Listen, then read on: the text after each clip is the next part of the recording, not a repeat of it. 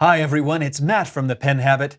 Thank you for joining us for another video. In today's video, we are going back to the Indian-made pens, and I have to admit, I'm a little more enthusiastic about this pen than I have been about most of the other Indian pens I've reviewed.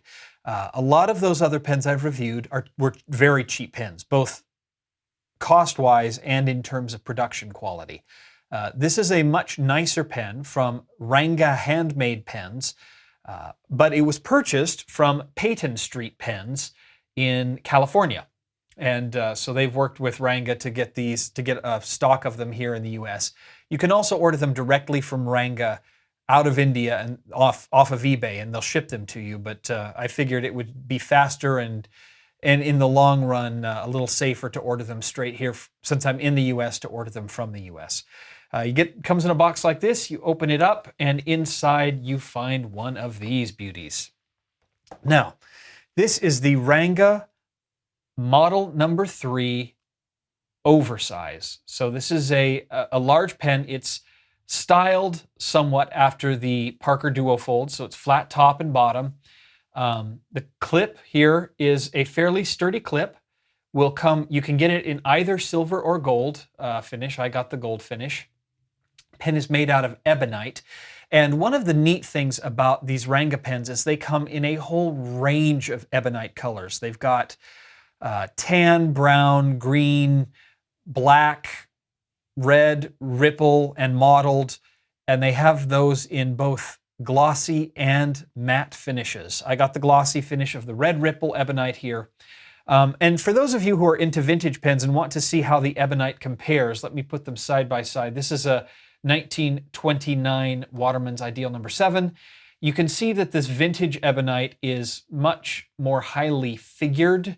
Obviously, it's a lot more orange in color. Some of that probably has to do with fading that's happened over time. Some of it probably has to do with just different manufacturing practices. But so it's not quite as highly figured, but it's still, quite a lovely material, this ebonite here. It is also a massive pen, which we've talked about before, I like. So for pen comparisons, that is the Ranga Model 3. This is the Franklin Christoph Model 19. The Mont Blanc 149. The Edison Collier. The Pelican M805. And the Homo sapiens Bronze Age. So you can see this pen fits right in there with that group. So it's a nice big pen. Move these out of the way here. The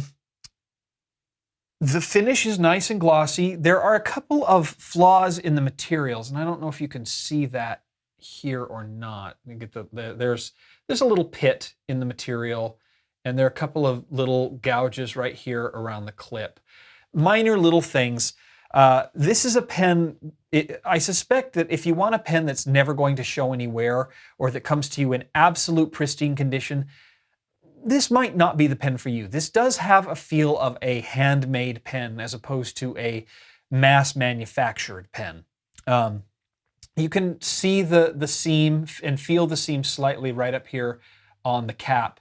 Again, it's not terrible, but it is noticeable. So if that bothers you, something you should be aware of. Other than that, though, the pen actually, it feels fairly nice. The threads are well cut, opens right up. Nice section here, little flared edge. It is a cartridge converter pen. Let me open it up here. But because it's ebonite, it can also be used as an eyedropper. So you can either use it as an eyedropper or a cartridge converter pen. One little thing I'll note is it does come with a converter, but this is not the converter it came with. The converter it came with was a piece of crap. So I have gone ahead and thrown that away because I filled it up the first time, and after about 5 minutes, I opened the pen to see how much ink I had used, and it was already leaking. So the included converter was a piece of garbage, and that is now where it has ended up. I just replaced it with a standard international converter that I got from the Goulet Pen Company for $5. If you're using pens, you've got a bazillion of these things lying around already, so I'm not too worried about that. The other neat thing about this pen is that let me back up a bit. Most of the Indian-made pens I have used in the past, I've kind of hated, but mainly because of the nib that gets put on them. I have yet to come across an Indian-made nib that is worth using. They generally run the gamut from atrocious to unusable, and that's it. I've never gotten one that worked well. Even with a lot of work on the nibs, sometimes I can get them decent, but they've never been great nibs. So that's one of the reasons I've put off ordering any additional pens from India lately. However, this Ranga actually uses JoWo screw-in nib units. So JoWo is the German company that makes nibs for a whole bunch of manufacturers, but the ones I know of just off the top of my head include Franklin Christoph and Edison and Twisby, and the Goulet nibs are all JoWo nibs. So the fact that you can get a decent nib on this pen instantly makes it a whole lot more attractive to me. So some stats on the pen. The pen retails from Peyton Street Pens for about $80, or I think it's actually exactly $80. Comes with either gold or silver clip. Comes with a whole variety of nibs that you can order I believe they come in, you can get them in just regular steel or two-tone steel. I should have gotten the two-tone because I have the gold nib on here. I'm certain that's going to bother me over time, so I'll probably end up switching this out with another nib I get from Goulet or whatever. I think I've got a couple of two-tone number 6 nibs sitting around in my box.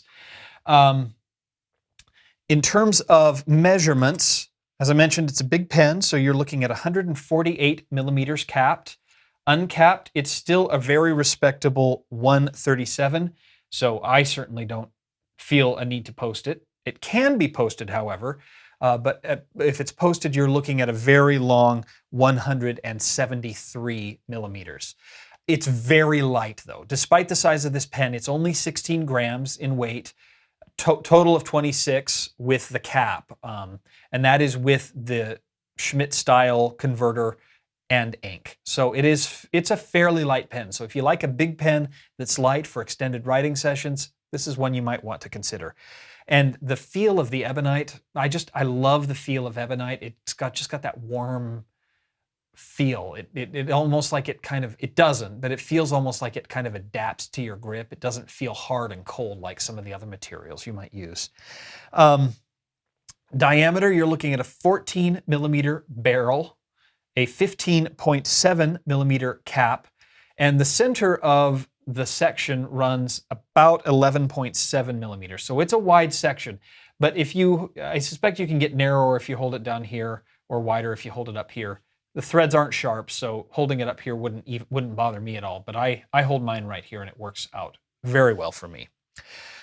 So that is the pen. It's a nice one. I actually really like it a lot. For $80, it's a good deal, I think, especially because it comes with the JoWo nibs, which are $20 by themselves. So let's do our writing sample here. This is the Ranga model number 3 oversize in the red ripple ebonite. One thing I should mention before I get too much further on the writing sample, I've started miking the pad, so you'll probably hear more writing sounds than you have in earlier videos. This nib, I was a little dry when I got it, so I've worked on wettening it up a bit, but in so doing, I've unsmoothed it just a little bit. So it sounds a little bit scratchier than it did when I first got it, and that's all on me. It still writes pretty smoothly, but there's just a little catch in a couple of spots that I need to smooth out really quickly. So just be aware of that. The ink for today, or the nib, excuse me, is a 1.1 millimeter stub in steel. And if I hold the pen at a lower angle, it's pretty smooth. It's only when I write at a slightly higher angle that it gives me problems. Made by JoWo. And the ink is Mont Blanc, Daniel Defoe, Palm Green. This is the 2014 limited edition ink, and that's not an M, that's an N. Okay, and Rhodia dot pad for the paper, as always. So here is the quote.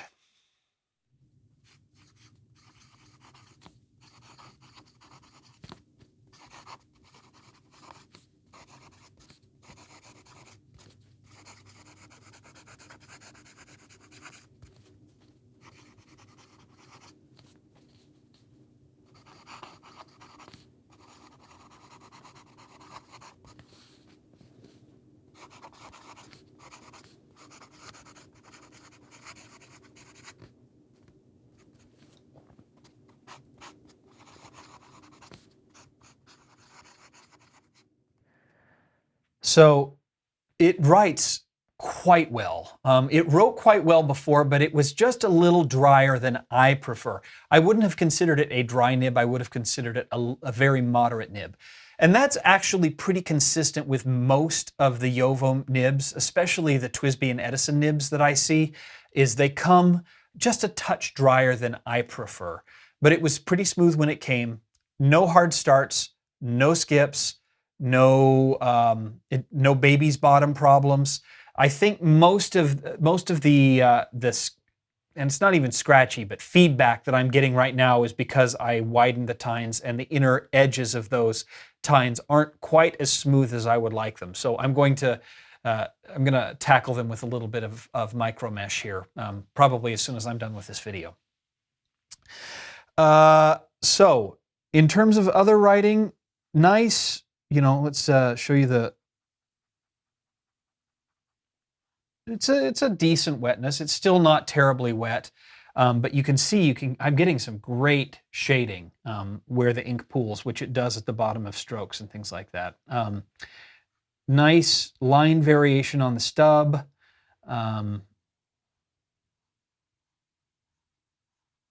So in terms of springiness or flex, they ain't none. This is a very rigid nib.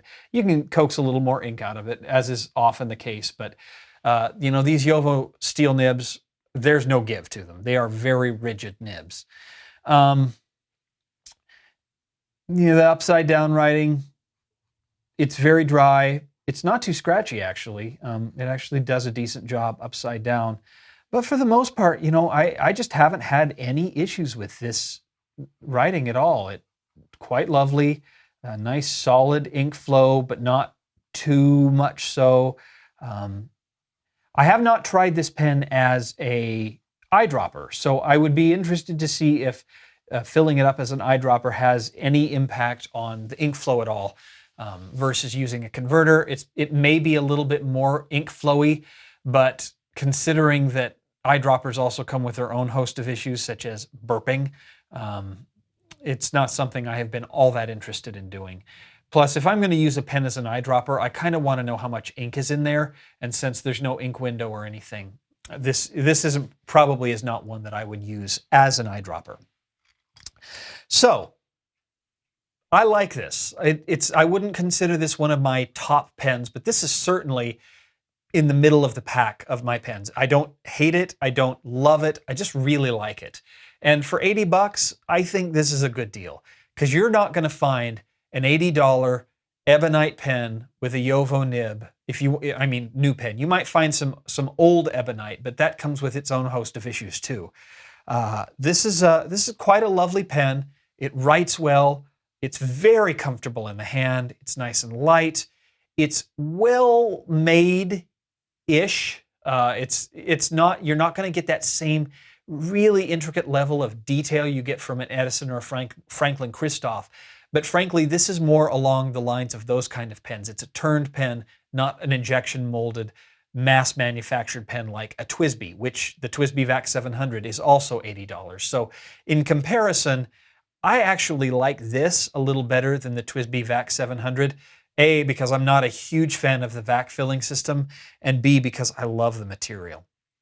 So that's where I stand on it.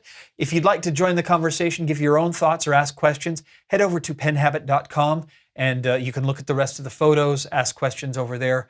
Also, you're welcome to follow me on any of the social medias, and we will see you here next time on The Pen Habit. Thank you so much for watching. Bye.